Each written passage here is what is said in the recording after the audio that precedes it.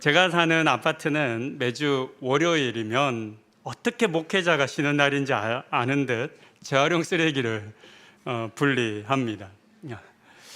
그래서 월요일 저녁이 되면 보통 나가보면 확실히 분리수거는 남자분들이 많이 하세요. 그래서 나가보면 저희 아파트의 이 월요일 저녁은 정말 복잡합니다. 가끔은 엘리베이터를 제가 사는 집은 이제 한 층에 세 집인데 그 20층까지 있는 건물에 엘리베이터가 하나거든요. 그래서 어느 날 저녁은 이렇게 엘리베이터를 내려 보내야 돼요. 이렇게 멈춰도 탈 수가 없어요. 많은 분들이 이제 퇴근하시고 한 시간에 몰리기 때문에. 그래서 생각해 보니까 우리 아파트의 입주민들이 가장 분주하고 많이 만나는 날이 월요일이라는 생각이 들기도 합니다. 놀라운 것은 그날 버려진 쓰레기의 양입니다. 제가 사는 아파트는 약 700여 세대가 사는 아파트인데요. 분리수거 장소가 그러니까 동마다 있지만 거기는 쓰지 않고 월요일마다 이렇게 새로운 빈 공간을 이용해서 분리수거를 하는데 4곳이 있습니다. 그런데 오가면서 이 4곳을 대충 봅니다. 그러면 분리수거장마다 종이와 박스의 산이 생깁니다. 조금 늦게 나가는 경우가 있어요. 밤에 늦게 나가거나 또는 명절 지나고 나가면 종이 상자와 종이는 이렇게 그냥 쌓아둘 수가 없어요. 놔둘 수가 없어요. 그러니까 이미 정해진 그 밑에 그 천막 판 같은 데 넣어야 되니까 그러면 어떻게 하냐면 던집니다. 산 위로 그 박스 산 위로 던져서 쌓아야 합니다. 안 그러면 밖에 이제 그냥 놔둘 수가 없기 때문입니다. 플라스틱과 깡통과 스티로폼 등 재활용품이 가득 담긴 대형 마대자루도 곳곳에 쌓여 있습니다. 그 마대자루가 얼마나 큰지 생각해 보니까 성인 남자 5명도 충분히 들어갈 만큼 큰 마대자루입니다. 이런 것들이 곳곳에 쌓여 있습니다. 이처럼 매주 어마어마한 양의 쓰레기가 버려지고 있습니다. 수북히 쌓여 있는 쓰레기 더미를 볼 때, 그리고 그 쓰레기 더미에 나의 쓰레기를 보탤 때, 이렇게 더할 때 마치 죄를 짓고 있는 것과 같은 그런 불편한 마음이 들기도 합니다. 물론 우리가 일상의 삶을 살아가기 위해서는 당연히 생산과 소비가 이루어져야만 합니다. 그리고 이 과정에서 많은 자원이 쓰여질 수밖에 없고 또 쓰레기도 생깁니다. 그렇기 때문에 생산과 소비 그 자체를 문제라고 말할 수는 없습니다. 하지만 우리가 생산하고 소비하는 이 모든 것들이 정말 필요한 것인지, 꼭 필요한 것인지에 대해서는 문제를 제기할 수 있을 것 같습니다. 불편할 수는 있지만 없어도 전혀 문제가 되지 않는 것도 많은 것 같습니다. 불필요함에도 불구하고 사람의 편리함을 이유로 많은 자원을 소비하면서 생산되고 또 버려지는 것들이 정말 많습니다. 그 중에서 가장 대표적인 것이 있다면 순간의 편리함을 위해 한 번 쓰고 버려지는 일회용품들입니다. 한 번 사용하고 버려지는 것들이 정말 수없이 많습니다. 요즘은 음식을 비롯해서 생활용품 등 거의 모든 것들이 배달되는 시대입니다. 이렇게 배달 산업이 발달하면서 동시에 일회용품의 사용도 급증했습니다. 일회용품의 사용이 왜 문제가 되는지를 생각해 보면 그것은 자원의 낭비와 오염이라고 하는 악순환이 되풀이 되기 때문입니다. 한정된 자원이, 우리가 살아가는 이 세상의 자원은 한정되어 있습니다. 이 한정된 자원이 꼭 필요하지 않은 일회용품을 생산하는 데 쓰여집니다. 이때 많은 에너지도 사용되고 유독물질도 생산 과정에서부터 배출됩니다.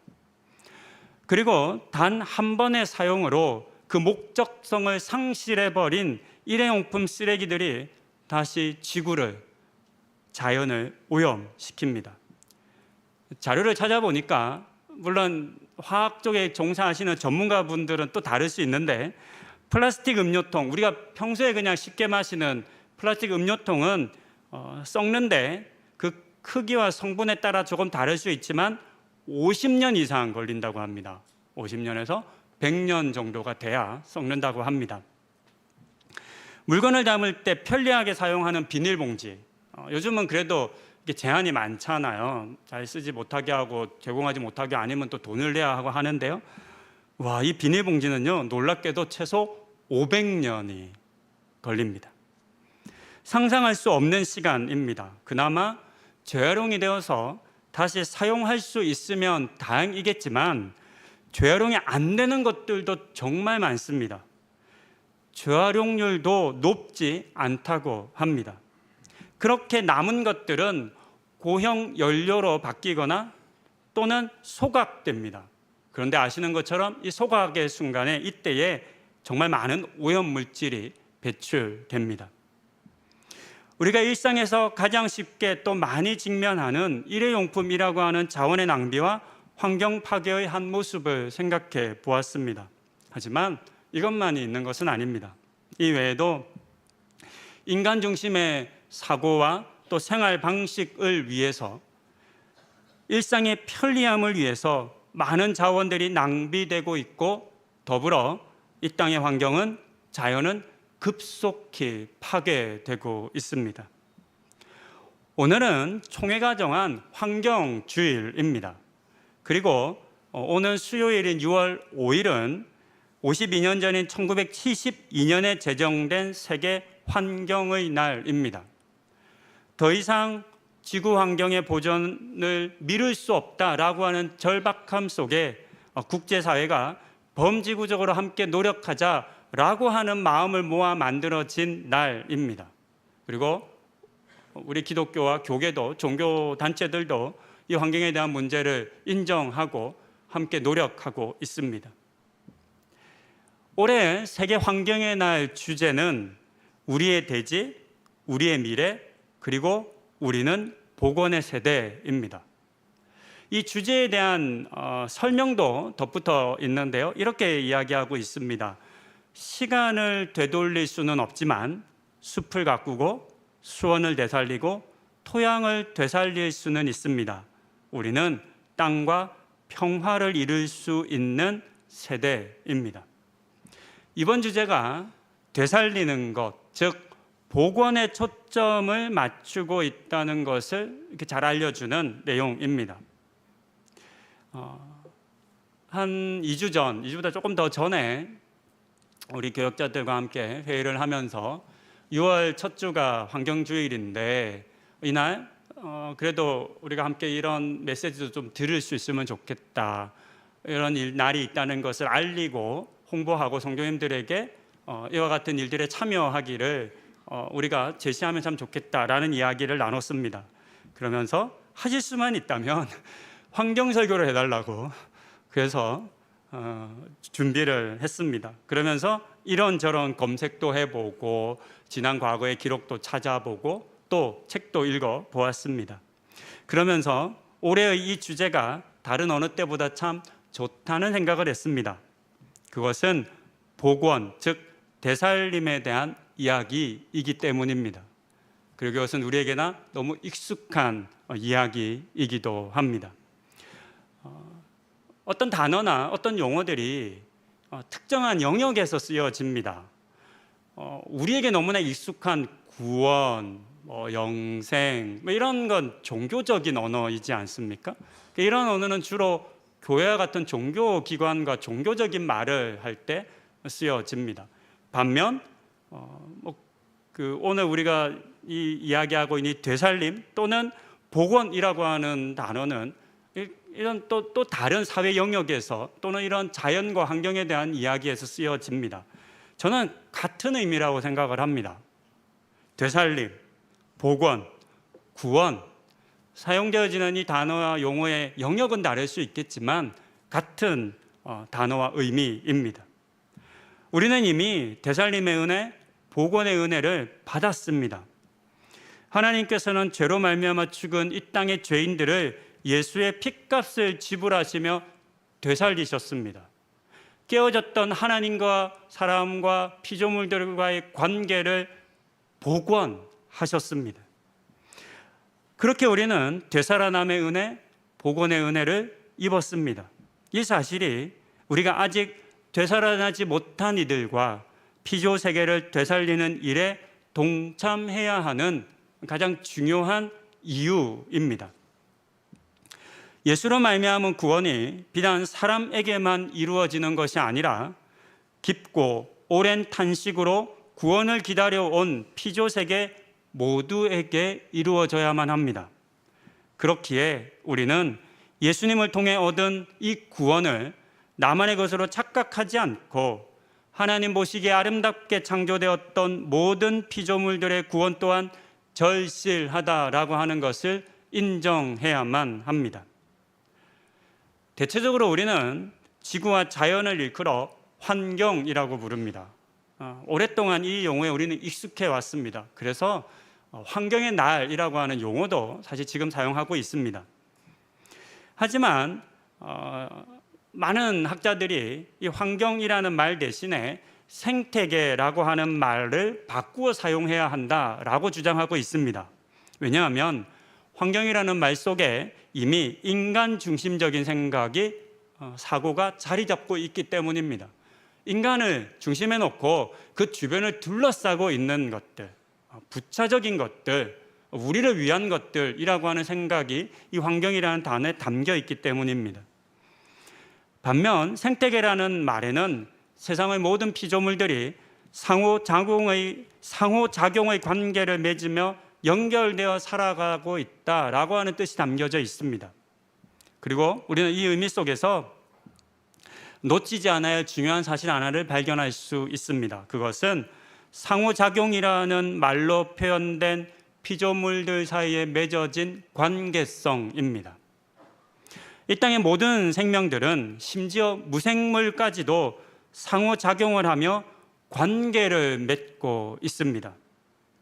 무엇보다 이 상호관계성은 세상을 창조하신 하나님의 뜻이기도 합니다. 우리가 알듯 하나님의 창조는 그 시작부터 관계적이었습니다. 새 하나님께서 한 마음을 품으셨고 혼돈과 공허와 흑암으로 가득한 세상을 하나님 보시기에 아름다운 곳으로, 좋은 곳으로 바꾸셨습니다. 저와 하나님께서는 자신의 형상을 따라, 새 하나님의 형상을 따라 사람을 창조하셨습니다. 그리고 하나님께서는 이 땅을, 이 세상을 창조하신 후 나 몰라라 하지 않으셨습니다. 하나님께서 먼저 사람을 비롯해 피조물들과 친밀하게 교제하기 위해 다가오셨습니다. 그리고 관계를 맺으셨습니다. 함께 읽지 않았지만 창세기 2장에 보면 하나님께서 동물들을 이끌어 아담에게로 데려오는 그런 장면도 기록되어 있고, 창세기 3장에 보면 하나님께서 동산 중앙을 거니시는, 사람들과 만나기 위해서 거니시는 장면도 기록되어 있습니다.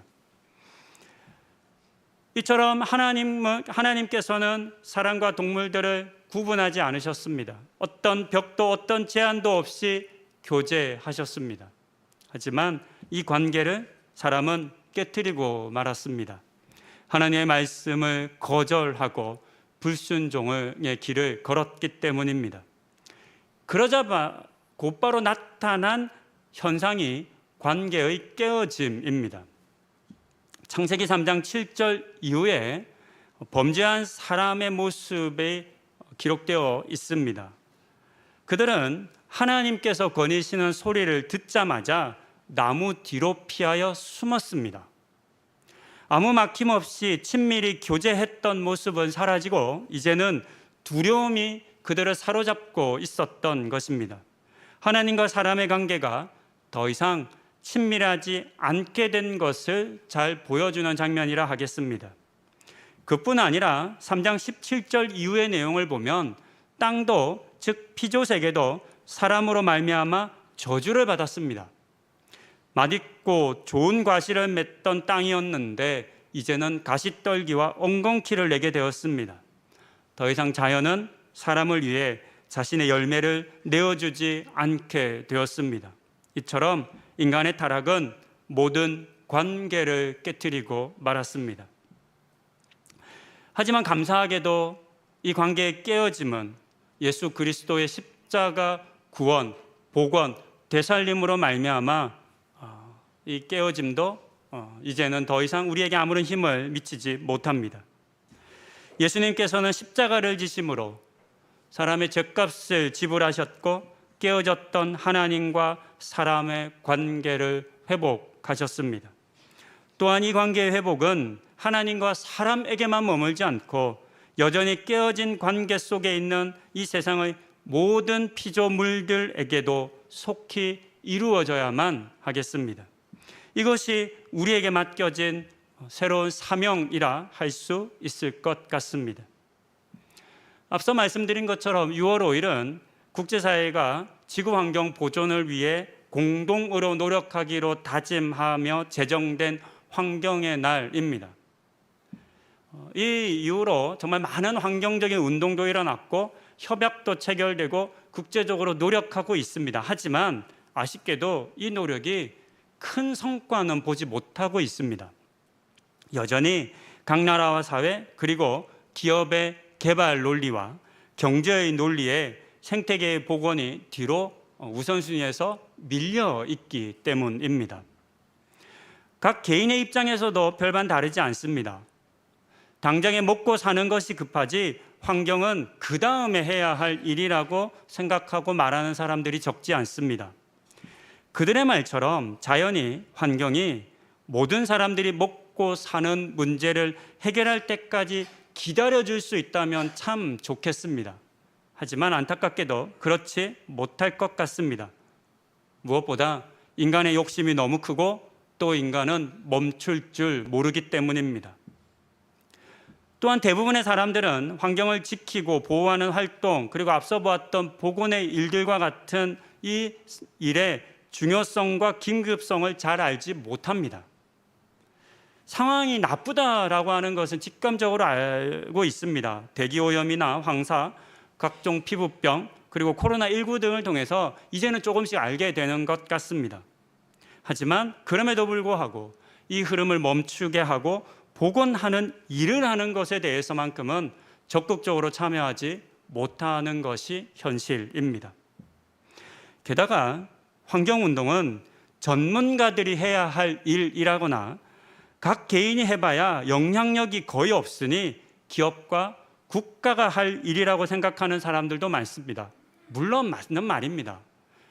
오늘날 파괴되고 있는 자연의 대부분은 국가적인, 기업적인 차원에서 이루어집니다.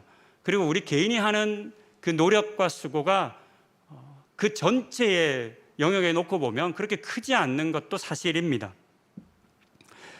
더하여 이런 일을 하려면 불편할 뿐만 아니라 경제적인 부담도 크기 때문에 적극적으로 참여하기 어렵다 생각하고 아예 지레 포기하시는 분들도 많으십니다. 이런 말들이 전부 틀린 말은 아닙니다. 당장 분리수거만 해도 너무 어렵습니다. 여러분 어렵지 않으세요?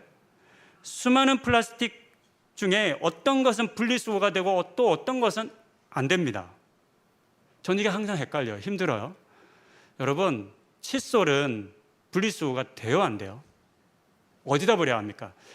재활용에 버려야 한다. 칫솔, 플라스틱 칫솔. 일반 쓰레기에 버려야 한다. 네, 칫솔 일반 쓰레기입니다. 왜요? 복합 소재가 되어 있기 때문에. 하나의 플라스틱으로 되어 있는 것이 아니라 여러 다양한 플라스틱의 종류가 섞여 있기 때문이라고 합니다. 저 몰랐어요. 그래서 분리수거하다가 아내에게 혼났어요. 이건 일반 쓰레기에 버려야 하는 거야 라고 알게 됐습니다. 너무 힘들어요. 일일이 성분 마크를 확인해야 돼요. PE, PP 뭐 여러 다양하고 사실 그 오래전에 뭐 제가 공부하기도 하고 성경과 나누기도 했는데 지금도 기억이 안 나요. 도대체 P가 뭔지, PP가 뭔지 한번 들었는데도 기억에 잘 안 남는 거죠.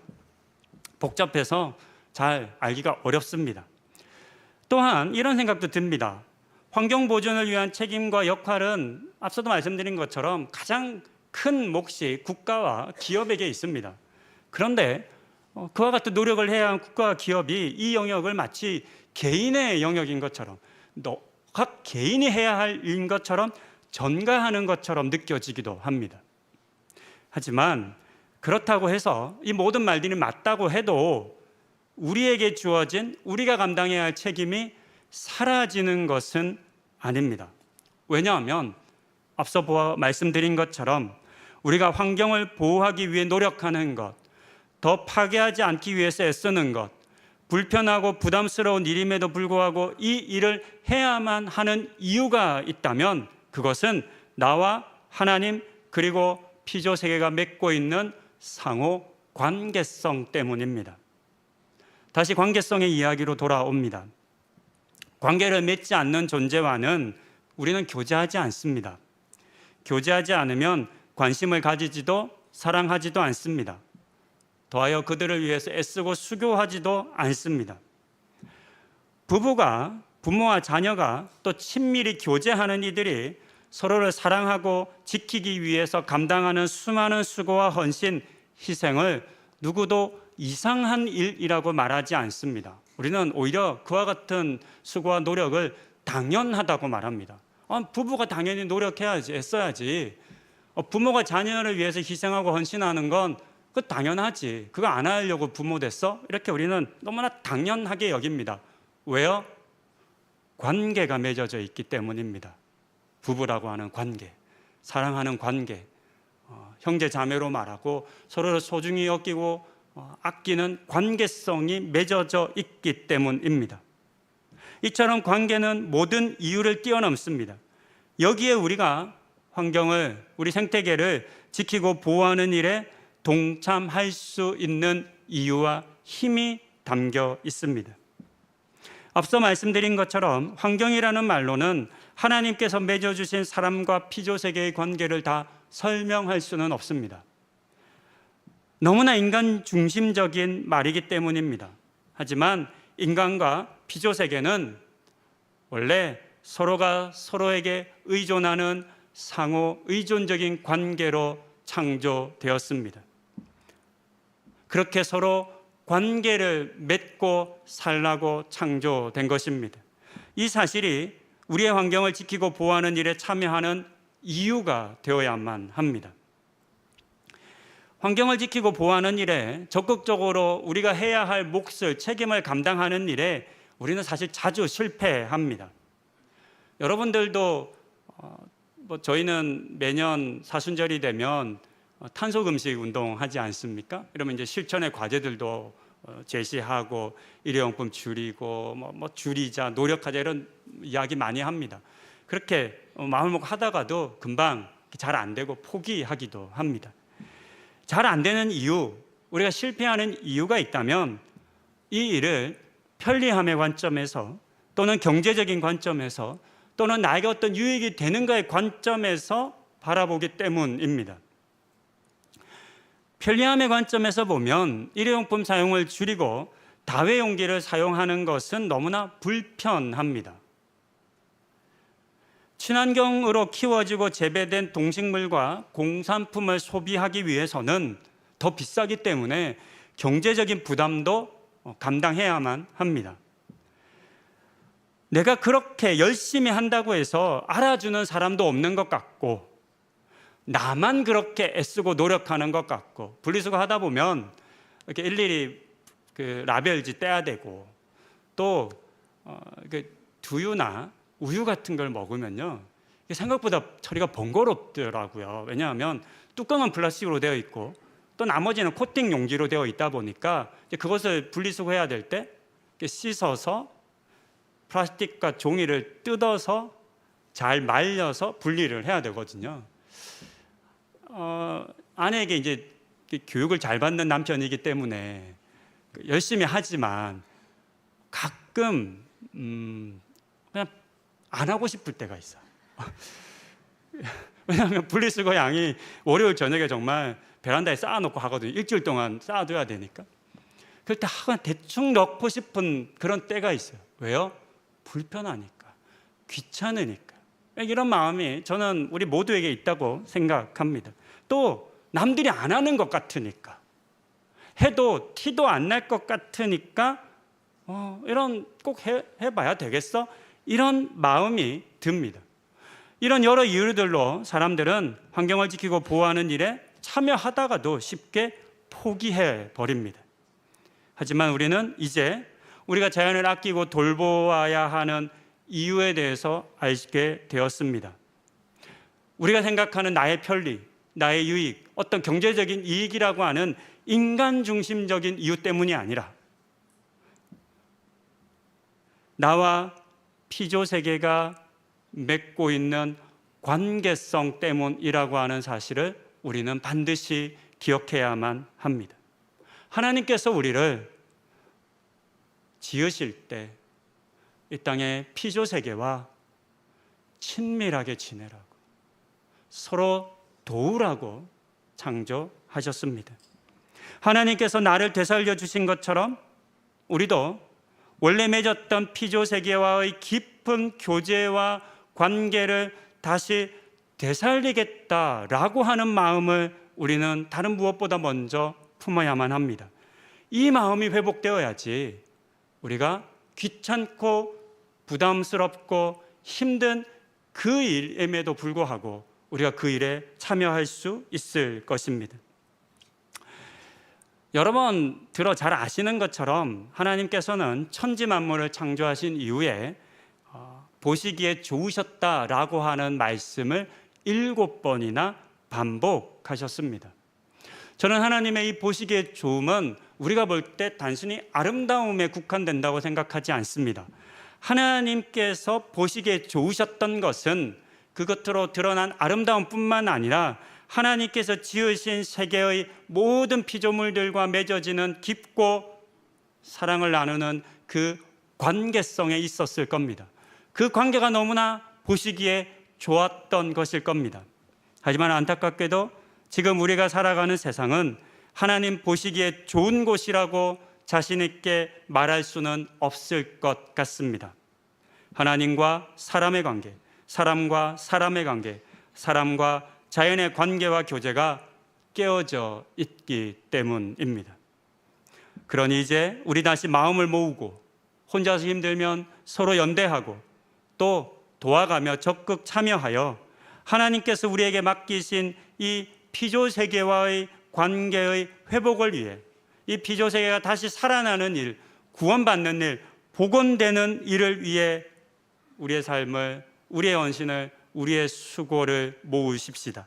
이런 우리를 통해 이 피조세계가 다시 하나님 보시기에 좋은 세상으로 되살아나고 복원되기를 소망하십시다. 이 같은 마음 함께 품으시는 우리 성도님들 다 되실 수 있기를 권면드립니다. 이제 함께 기도하는 시간을 갖기 원하는